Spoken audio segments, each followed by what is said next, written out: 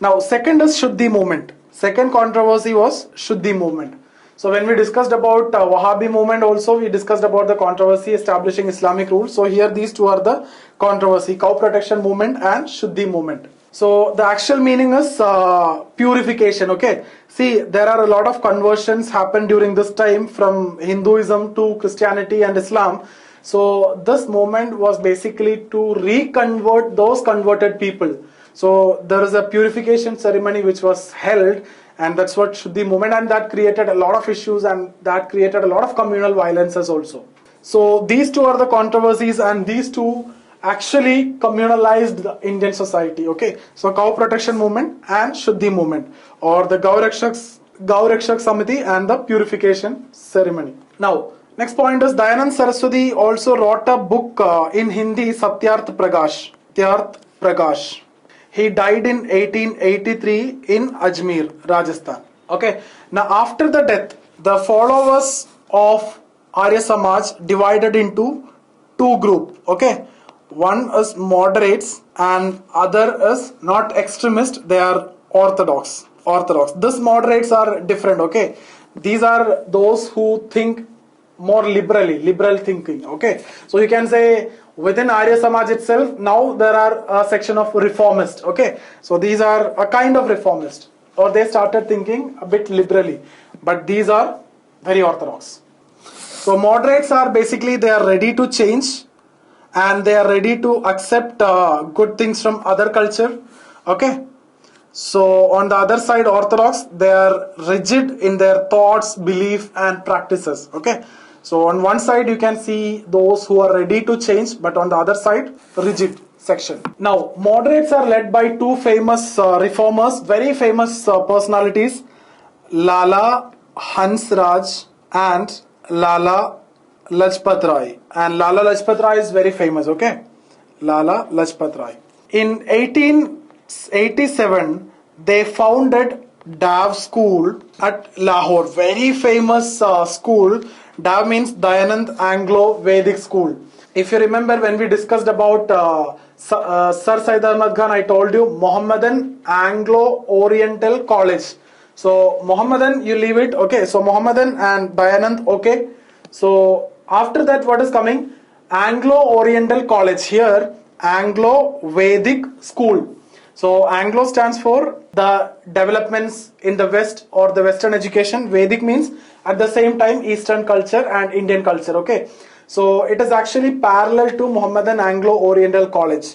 So Dayanand Anglo-Vedic School started at Lahore. They are ready to accept scientific knowledge of the West. That's why this name itself will tell you Anglo. At the same time, they are focused on their Vedic education also. So I hope you understood this. Dayanand Anglo-Vedic School parallel to Mohammedan Anglo-Oriental College. Okay. Now it is having branches all over India. Very, very famous school. Now let's discuss about Orthodox. Now what they did. They are led by Swami Shraddhanand. Okay. So Swami Shraddhanand. So they totally rejected West and their concept of education. They rejected West and the concept of education. In 1902, in Haridwar, which is in Uttarakhand, they set up a Gurukul. Okay, the idea is basically to establish an institute which is parallel to DAV, Dayanand Anglo-Vedic School. So they established a Gurukul, and why the objective is basically to inculcate the Vedic knowledge which they claim to be true. Okay, so for Vedic knowledge. Okay, now you look here. I told you the followers of Dayanand Saraswati was divided into moderates and orthodox. So one side reform, one side orthodox. And reformist started Dayanand Anglo-Vedic School, which is parallel to reform movement in Islam, which was Aligarh University or Mohammedan Anglo-Oriental College, right? And at the same time, the revivalist section or the orthodox section of Islam, that is Wahhabis, they started Deoband School or Darul Islam for teaching the original Islamic scriptures. Similarly, the orthodox section of Hindus now started a Gurukul, which is parallel to that. You can see Darul Islam, which was started by Wahhabis. So you can see parallels among both Dayanand Anglo-Vedic School, Mohammedan Anglo-Oriental College. There it was Darul Islam or Darul Ulum. Here it is Gurukul. There the objective was to promote, to give Islamic traditional studies. Here the Vedic knowledge. So you can see parallels between Islam versus Hindu, right? See, within Islam also you can see parallel. Mohammedan Anglo-Oriental College, as a parallel to it, Wahhabi started Darul Ulum. Now here among Hindus, Dayanand Anglo-Vedic school, as a parallel to it, they started Gurukul. Now, when you consider between Hindus and Muslim, Mohammedan Anglo-Oriental College, parallel is Dayanand Anglo-Vedic school, Darul Ulum, parallel is Gurukul. I hope this idea is clear for all of you. So basically Arya Samaj in a nutshell, there are some positives. Okay, they promoted a single god concept or formless god concept, and they rejected idol worship. They promoted simple religious ceremonies like simple marriage in temples, etc.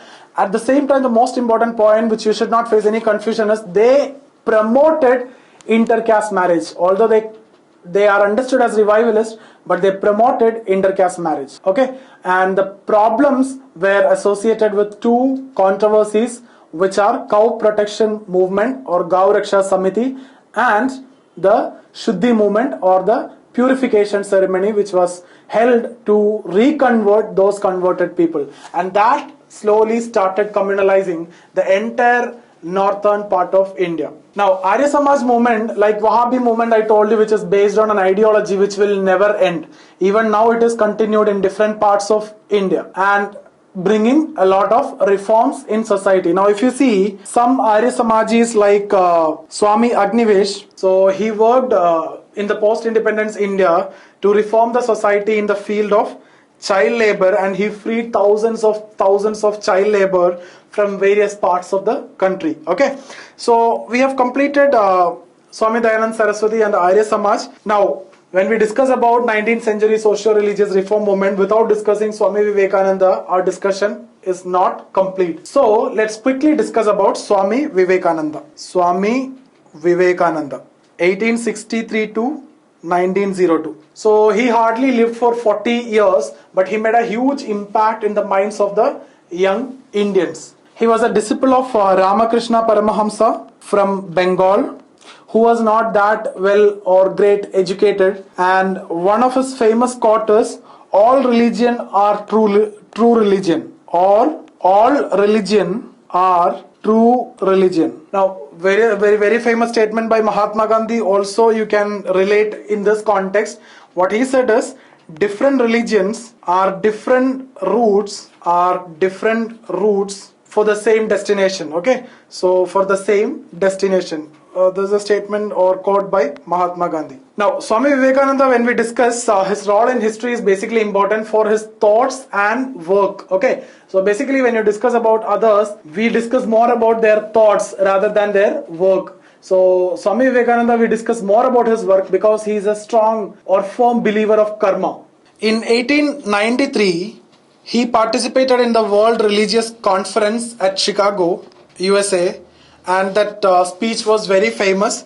So he focused on a very balanced life between like spiritual and material life. So there should be a balance between spiritual and material life. That's his idea. See, the problem with the present society, if you see Western society, they went for material life, okay, and when it comes to Indian society, we went maximum for spiritual life. So there should be a balance between both. You need spiritualism at the same time materialism, okay, and that's the idea that Swami Vivekananda propagated. So West went too far for material life, and they are not happy because money alone will not give you happiness, right?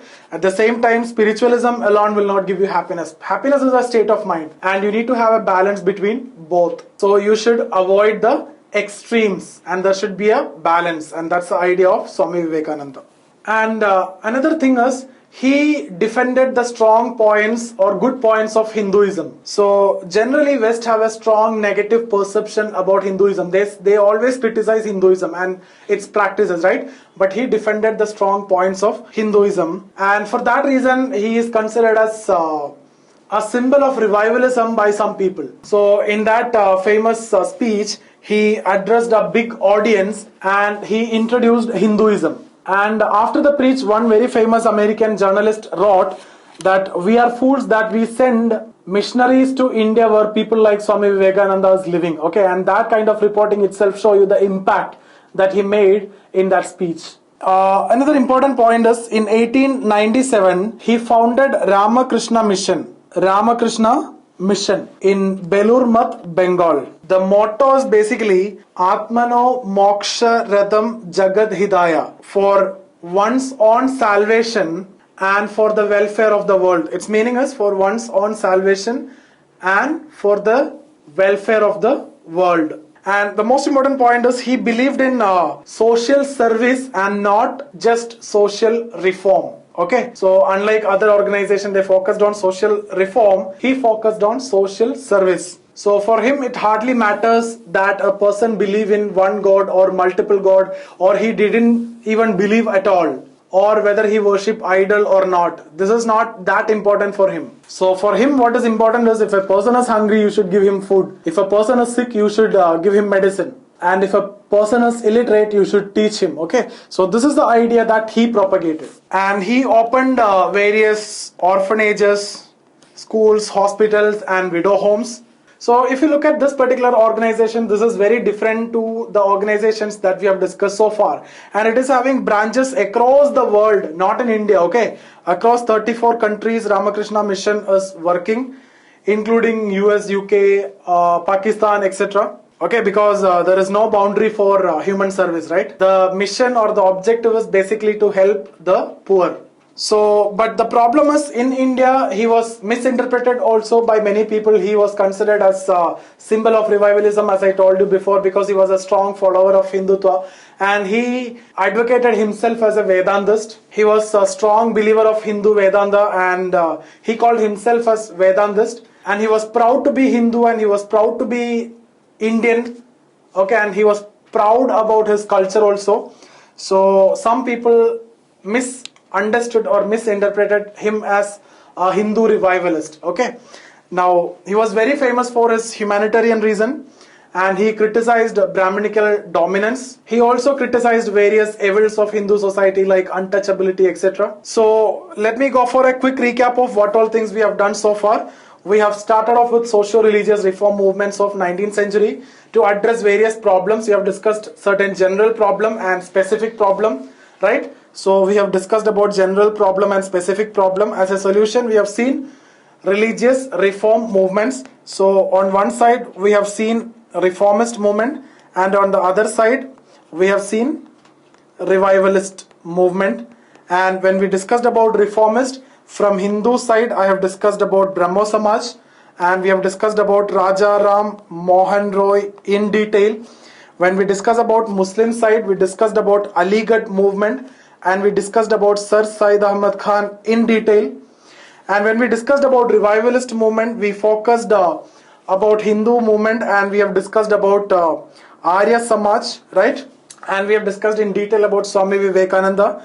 And from the Muslim side, we have discussed about Wahhabi movement. Now, apart from that, we have covered Swami Vivekananda also towards the end. Along with that, we have covered certain other movements like Young Bengal movement by Henry Vivian Derozio, Theosophical Society by Madame Blavatsky, Satyashodhak Samaj by Jyotirao Phule, and Prarthana Samaj by Govinda Ranade, etc. Okay, so all those things we have covered. Now I hope any question from socio-religious reform movement, whether in prelims or in mains, or if you're taking sociology optional, will be covered in a much better way.